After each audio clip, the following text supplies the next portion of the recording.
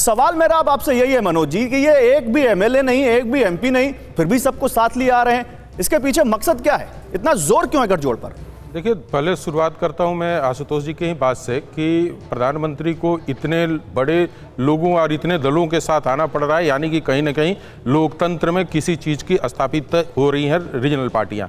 Regional पार्टियां जितने भी एनडीए के साथ जुड़ रही हैं, पहले मैं एनडीए से बात करता हूं।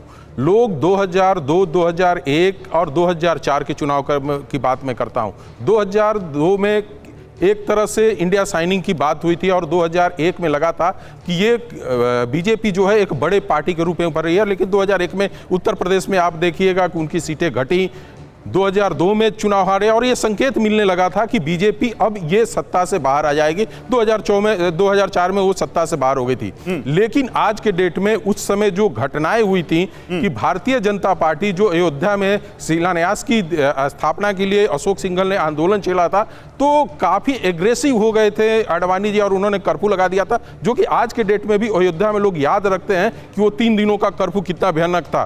तो इस स्थिति में क्या हुआ था कि भारतीय जनता पार्टी अपने हिंदुत्व छवि को खोते जा रही थी, रीजनल पार्टियां उनके ऊपर हावी होते जा रही थी और हुआ क्या कि इंडिया साइनिंग तो किया लेकिन सत्ता से बाहर बीजेपी को कर गया। आज के डेट में बता दूं कि जितनी भी रीजनल पार्टियां भारतीय जनता पार्टी के साथ जुड़ रही हैं, वो हिंदुत्व के नाम पे जुड़ रही हैं और हिंदुत्व के नाम पे वोट लेना चाह रही हैं। रीजनल पार्टियां एक होती हैं जो अपने जात, अपने कास्ट, अपने कम्युनिटी के ऊपर अपना स्थापित रहती हैं और वही उनका वोट बैंक होता है। जैसे जेडीयू की बात करें तो ओबीसी का था और उसके बाद भी उन्होंने महादलित एक गठबंधन बनाया था जिसको लेकर मांझी और ये लोग थे। तो भारतीय जनता पार्टी इन स्टेट में छोटे छोटे गुट को, जैसे रामविलास पासवान के बेटे चिराग की बात करें और कुशवाहा की बात करें, इन लोगों को लाकर उन गैप को कम करने की कोशिश कर रही है। जैसे मैं भारत में 30% से ऊपर 11 ऐसी सीटें हैं जो मुस्लिम बहुल सीटें हैं, जिसमें 2014 में बीजेपी 5 सीटें जीती थी और 2019 में भी 5 सीटें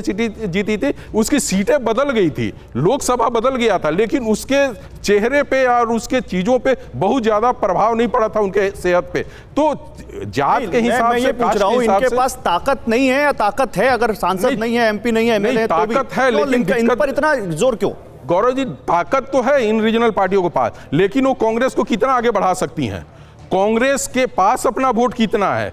यूपीए गठबंधन अब जो कि इंडिया हो गया है, इस गठबंधन को लेकर आप कितना आश्वस्त हो सकते हैं कि इनके वोट शेयर वोट लेकर कितना आप जीत पाएंगे? सेम एनडीए के साथ भी है? नहीं, सेम एनडीए के साथ नहीं है। एनडीए के साथ अपना वोट बैंक है और आप देखिएगा पूरे आंकड़ा निकालकर 542 सीटों का निकाल लीजिए, 43 सीटों का, तो 100 ऐसी सीटें हैं जहां पे भारतीय जनता पार्टी मात्र 1.5 से 2% वहां का वोट उठा ले तो उन सीटों पे आज इफेक्ट डालेगा। और यही इसी को ध्यान में रखकर भारतीय जनता पार्टी जो है, एनडीए है, वो अपना गठबंधन बढ़ा रही है। जैसे आसू की मैं बात, एक छोटे से स्टेट की बात करते हैं, आसू जब झारखंड में विधानसभा चुनाव में अलग हुई तो उसने बीजेपी को बाहर कर दिया। वोट परसेंटेज उसको पिछली, तो आप कह रहे हैं कि वोटों का गणित है पूरा? हाँ, आप कह रहे हैं, और दोनों के लिए वैरी करता है। हाँ, और भारतीय जनता पार्टी को कम वोट परसेंटेज चाहिए बनिस्पत यूपीए में कांग्रेस को जीतने के लिए।